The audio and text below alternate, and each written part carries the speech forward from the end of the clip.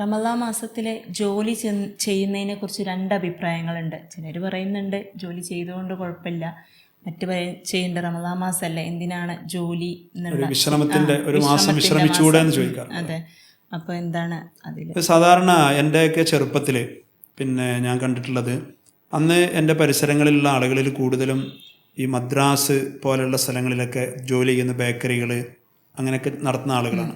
അതുപോലെ നമ്മുടെ നാട്ടിലുള്ള ആളുകളായാലും ഹോട്ടൽ തൊഴിലാളികൾ, മറ്റ് കൂലിവേല ചെയ്യുന്നവരാണ് കൂടുതലായിട്ട്.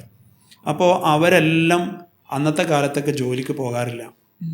കാരണം കഠിനമായിട്ടുള്ള ജോലികളാണ് അവർ ചെയ്തിരുന്നത്.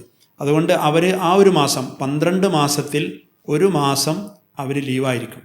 അവർ നേരത്തെ തന്നെ പള്ളിയിലെത്തി ഖുർആൻ പാരായണമൊക്കെ ആയിട്ട് കൂടി മഗ്‌രിബ് നിസ്കാരം വരെ അല്ലെങ്കിൽ നോമ്പ് തുറക്കുന്നത് വരെ അവർ പള്ളിയിലുണ്ടാവും.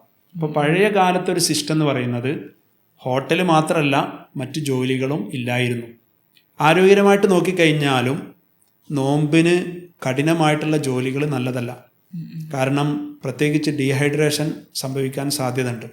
കാരണം ഡീഹൈഡ്രേഷൻ സംഭവിച്ചു കഴിഞ്ഞാൽ നോമ്പ് തന്നെ അവർക്ക് മുന്നോട്ട് കൊണ്ടുപോകാൻ പറ്റില്ല, അങ്ങനെയുള്ള ജോലികൾ.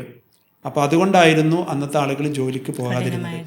എന്നാൽ ഇന്ന് രണ്ട് രീതിയിൽ നമുക്ക് പറയാം. ഇന്ന് ശാസ്ത്രം വളർന്നു, ജോലി ഭാരം കുറഞ്ഞു എന്ന് പറഞ്ഞാൽ കഠിനമായിട്ടുള്ള ജോലി ചെയ്യേണ്ട സംഗതികളൊക്കെ മെഷീനറികൾ കൈയടക്കി.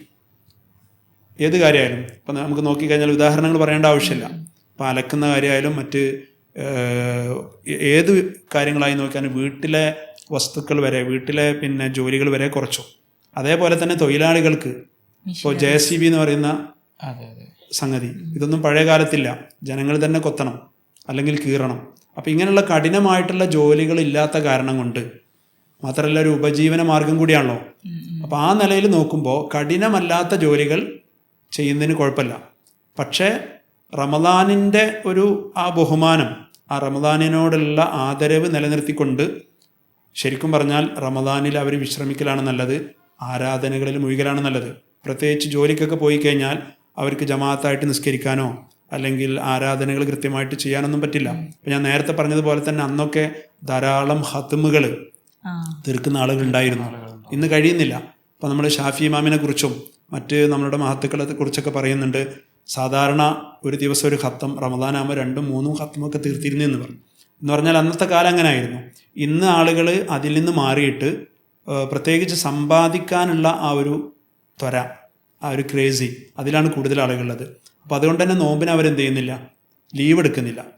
എന്നതിനർത്ഥം നോമ്പിന് ലീവ് എടുക്കണമെന്നല്ല, കാരണം അവരെ ഉപജീവന മാർഗ്ഗമാണ്.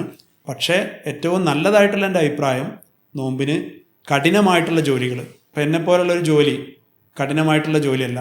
നേരെ മറിച്ച് കഠിനമായിട്ടുള്ള ജോലികൾ ചെയ്യുമ്പോൾ ശരീരത്തിന് ബുദ്ധിമുട്ടുകൾ വരും, ഡീഹൈഡ്രേഷൻ സംഭവിക്കും. അപ്പം അത്തരം ജോലിക്കാർ നിർബന്ധമായിട്ടും റമദാനിൽ ജോലി ചെയ്യാതിരിക്കലാണ് ഏറ്റവും നല്ലത്.